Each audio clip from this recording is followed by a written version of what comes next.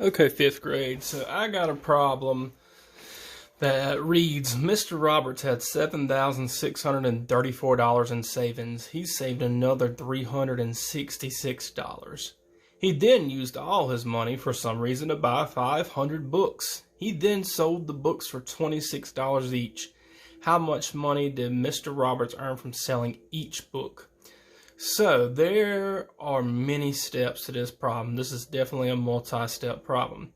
Step number one, it says he has $7,634 in savings and he saved another $366. So I need to figure out how much total he has in his savings. If I'm combining two things, I'm going to be adding. So I'm going to start off by adding. Let's leave it like this. I got 7,634. And I'm adding it to 366. Alright, make sure I got my places lined up correctly. My place values, 4 plus 6 is 10. Put my 0 down, carry my 10. 1 plus 3 plus 6 is 10 again. Carry my 1 again. I'm sorry, I'm carrying 100 actually. 1 plus 6 plus 3 is another 10. Carry my 1,000. And 1 plus 7 is 8. So I know that Mr. Roberts has $8,000 total in his savings. So I can go ahead and know that. Now he used all this $8,000 to buy 500 books. And he sold each of the books for $26, but that comes on a second part. We need to figure out, if we're trying to figure out how much he's selling each book for, we got to figure out how much did he buy each book for.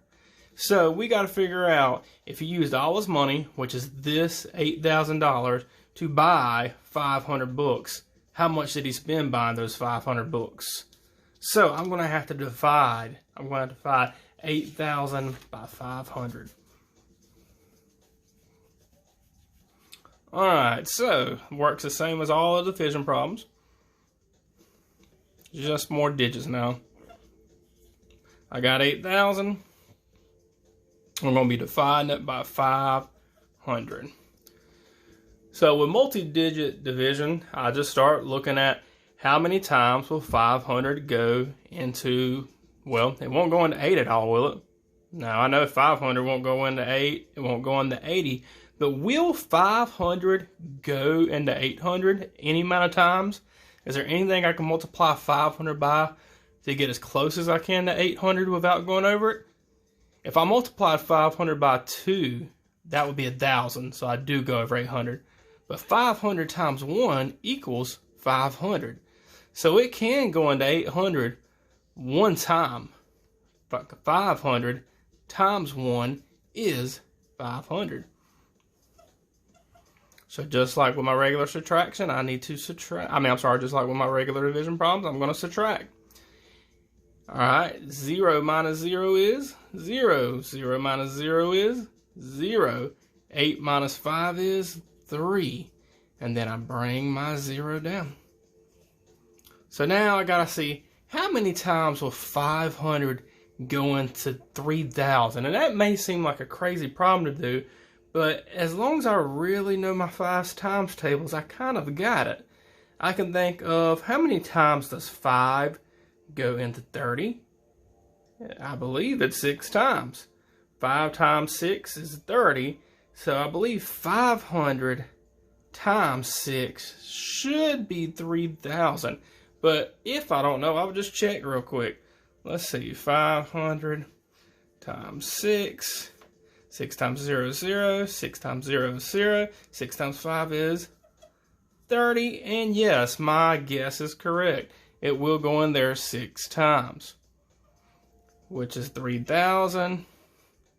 I just like going ahead and finish the problem to show that there's no remainders and everything is solved. And we are good to go. So this lets us know that he bought each book for $16. When he used that $8,000 to buy 500 books, that means each book costed him $16. So he paid $16. He paid $16 for each book.